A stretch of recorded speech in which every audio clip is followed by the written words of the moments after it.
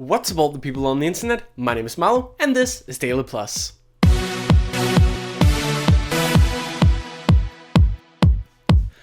Hello everyone, once again and welcome back to DailyPlus, your favorite show about everything Eurovision. It is now Monday and that means we know the winner of the Eurovision Song Contest 2016. This Saturday in Globen in Stockholm in Sweden was the big final. We have a new winner, we have a couple things to talk about, so let's get right into the news. And we are of course starting with the winner. The winner of the 61st Eurovision Song Contest, that was Ukraine.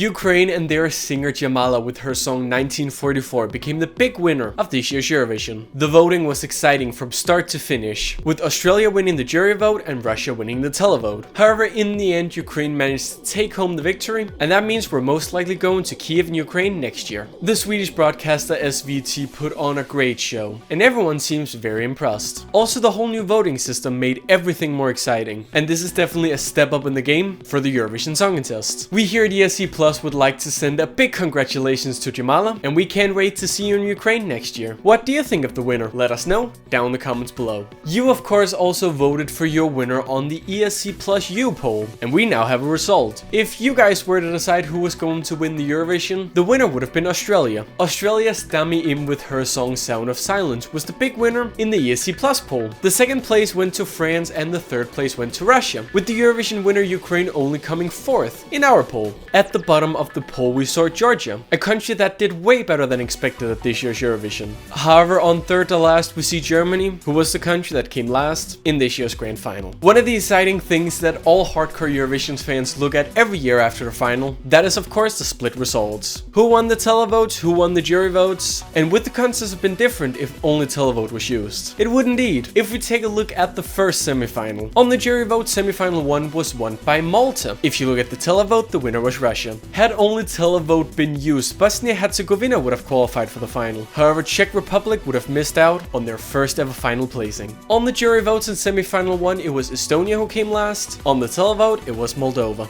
Moving on to the second semi-final, we can see that Australia won the jury vote, while Ukraine, who eventually went on to win the contest, was the first place in that semi-final for the televoters. Had televoting only been used, both Belarus and the former Yugoslav Republic of Macedonia would have qualified for the grand final. However, Georgia and Israel would have been left out, Israel actually ending on a 16th place with the televoters. It is always interesting to take a look at these split results and look at how the contest could have been. But of course the EBU have the 50-50 rule, with 50% a jury and 50% televoting. Some people like that idea, some people hate it, and I'm sure every country saved by the juries or the televote are very happy with their result.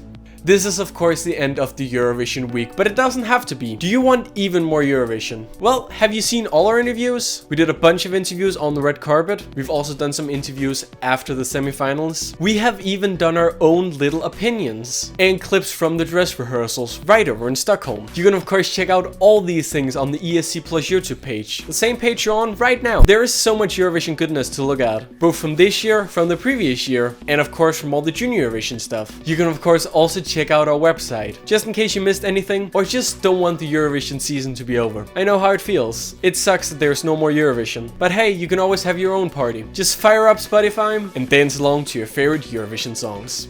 Well, there you go, that was all for this week's DailyPlus. I will be back next week for the final episode before DailyPlus goes on summer vacation. So until then, thanks so much for watching. Leave a like and a favorite if you enjoyed, and click subscribe button for more esc-plus. If you want all the latest Eurovision news as soon as it comes out, then of course remember to check our website esc-plus.com. But that's all for today. See you next week.